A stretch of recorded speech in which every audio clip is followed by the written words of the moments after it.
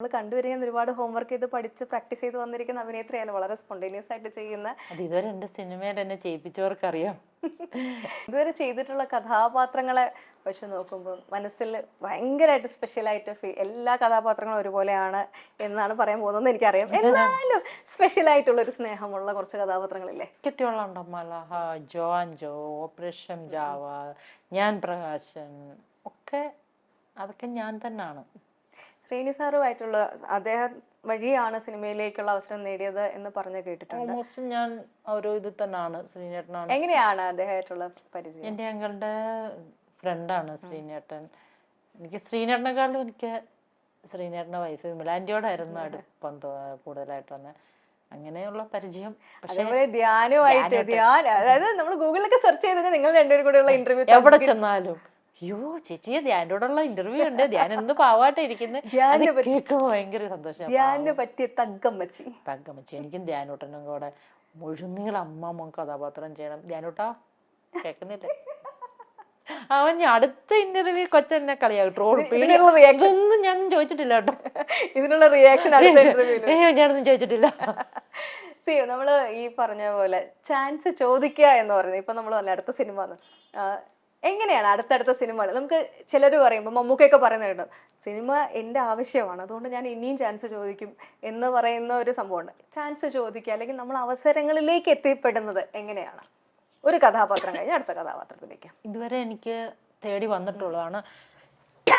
Sorry, അങ്ങനെ ചോദിക്കാൻ എനിക്കൊരു ധൈര്യമില്ല. കാരണം എൻ്റെ ചിന്താഗതി എന്താണെന്ന് വെച്ചാൽ ഒരാളൊരു സ്ക്രിപ്റ്റ് എഴുതുമ്പോൾ പിന്നെ സൗഹൃദമുള്ളവരെ ഞാനില്ലേ, ചിലപ്പോൾ ഇപ്പൊ അധികം സൗഹൃദമുള്ളവരോട് പറയുന്നുണ്ടാ അടുത്ത പടത്തിൽ ഞാനില്ല നിങ്ങൾ ആക്ഷൻ പറയുമ്പോൾ ഞാൻ ഫ്രണ്ടിൽ കയറി കട്ട പറയുന്ന അതാണ് എൻ്റെ ഇപ്പോഴത്തെ ഡയലോഗ്. അല്ലാണ്ട് ഞാൻ വിചാരിക്കുന്നത് ഒരു സിനിമ എഴുതുന്ന റൈറ്റർക്ക്, ഡയറക്ടർക്ക് അവരുടെ കഥാപാത്രത്തെ പറ്റി ഒരു സ്വപ്നമുണ്ട്. അവരെ എഴുതുമ്പം തന്നെ അവർ വെച്ചിട്ടുണ്ട്. അപ്പൊ അവരത് സെലക്ട് ചെയ്യുമ്പം അല്ല എനിക്ക് വേണം അല്ല എനിക്ക് തരാവോ, അത് എനിക്കുള്ളത് എനിക്ക് വന്നു തരും. ഞാൻ സിനിമയിൽ പോലും വരുമെന്ന് ഓർത്തതല്ല, ഞാൻ സിനിമയിൽ വന്നെങ്കിൽ എനിക്കുള്ളത് എനിക്ക് വരും. പിന്നെ കുറേയൊക്കെ ഇപ്പം ഏതായാലും കുറേ ഇങ്ങനെ അമ്മ ഇതൊക്കെ ചെയ്തു, ഏതായാലും സിനിമയിൽ വന്നു. കുറച്ച് നല്ല ശക്തമായ കഥാപാത്രങ്ങളോട് ചെയ്യണമെന്നൊരു ഇപ്പോൾ ഒരു മോഹമുണ്ട്.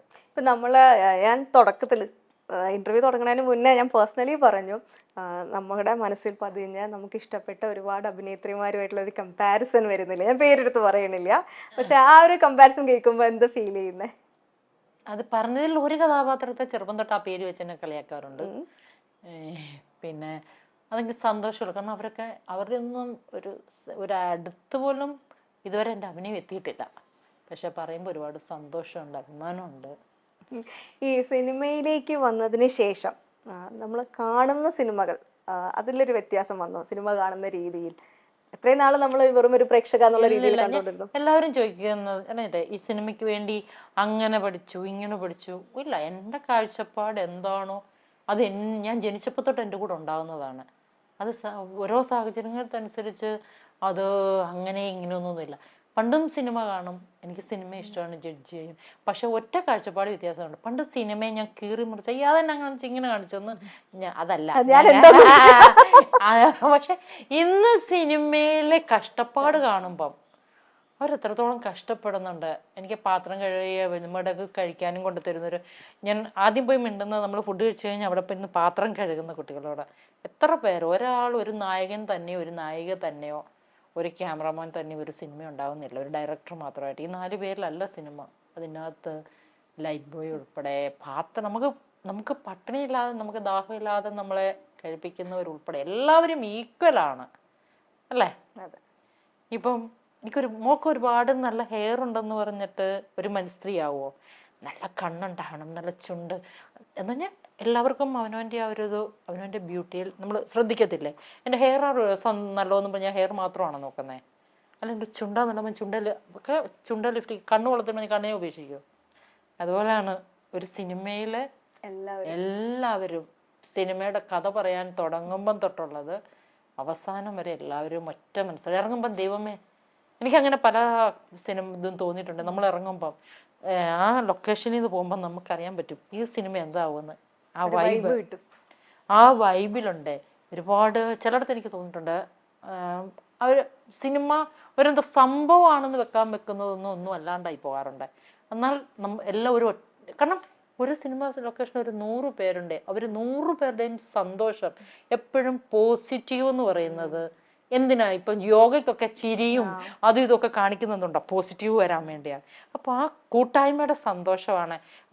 ഇപ്പം ധ്യാനത്തിന് പോയാൽ കൈയടിച്ച് പ്രാർത്ഥിക്കുന്നു, ചിരിക്കുന്നു, അങ്ങോട്ടും ഇങ്ങോട്ടും കെട്ടിപ്പിടിക്കുന്നു എന്ന് പറഞ്ഞാൽ എല്ലാവരും സന്തോഷത്തോടെ, സന്തോഷം എന്ന വാക്ക് അതെവിടെയും ഒരു കമ്മ്യൂണിറ്റി ഒരു നല്ല ഇതാണെങ്കിൽ അതിന് സക്സസ് ഉണ്ടാവുമെന്ന് വിശ്വസിക്കുന്ന വ്യക്തിയാണ് ഞാൻ.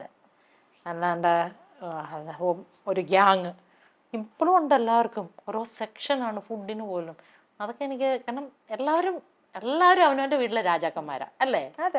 കഞ്ഞിയും പയറും വെക്കുന്നവനാണെ പോലും അവനെ സംബന്ധിച്ച് അവൻ കഞ്ഞി വെക്കുന്നത് അവന്റെ കഷ്ടപ്പാടിന്റെ, അവന്റെ വീട്ടിലെ രാജാവാണ്. ചിലപ്പം ഇങ്ങേപ്പുറത്തവൻ ഒരു കറി കൂടുതലുണ്ടാവും, അതിന്റെ മേളില് എന്തും ആയിക്കോട്ടെ. പക്ഷെ ഓരോ വ്യക്തിക്കും അവൻ്റെതായ ആ ഒരു അംഗീകാരം, അത് ചിലവരതല്ല കാറ്റഗറി തിരിച്ചു കൊടുക്കും. അത് എനിക്ക് അങ്ങോട്ട് ഉൾക്കൊള്ളാൻ പറ്റാത്തൊരു കാര്യമാണ്.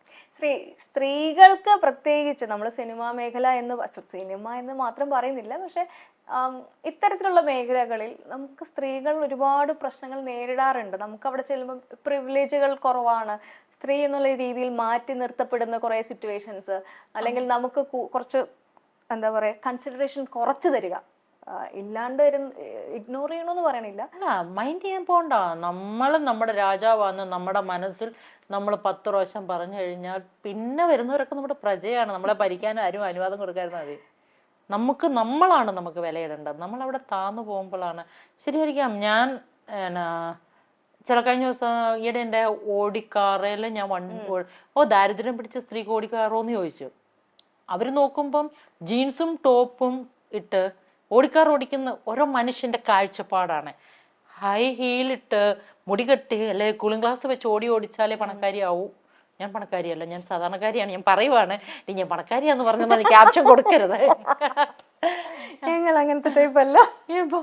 ഇപ്പം 1000 രൂപയ്ക്കും ഡ്രസ്സ് കിട്ടും, 5000 രൂപയ്ക്കും ഡ്രസ്സ് കിട്ടും, 10000 രൂപയ്ക്കും ഡ്രസ്സ് കിട്ടും. ഇതിപ്പം ഞാൻ ഇന്ന് ഇവിടെ ഇട്ട സ്ഥിതിക്ക് ഇനി അടുത്ത ഇന്റർവ്യൂവിന് എനിക്ക് ഇടാൻ പറ്റൂല. വെറുതെ വേസ്റ്റ് ആക്കുന്ന വെറുതെ ഡ്രസ്സിന് ഞാൻ അധികം പൈസ കളയാറില്ല, കുറഞ്ഞ ഡ്രസ്സുകൾ. പക്ഷെ ശരിയാണ്, പബ്ലിക്കിൽ ഇറങ്ങാൻ നല്ല ആവശ്യങ്ങൾക്ക് വാങ്ങാറുണ്ട് കേട്ടോ.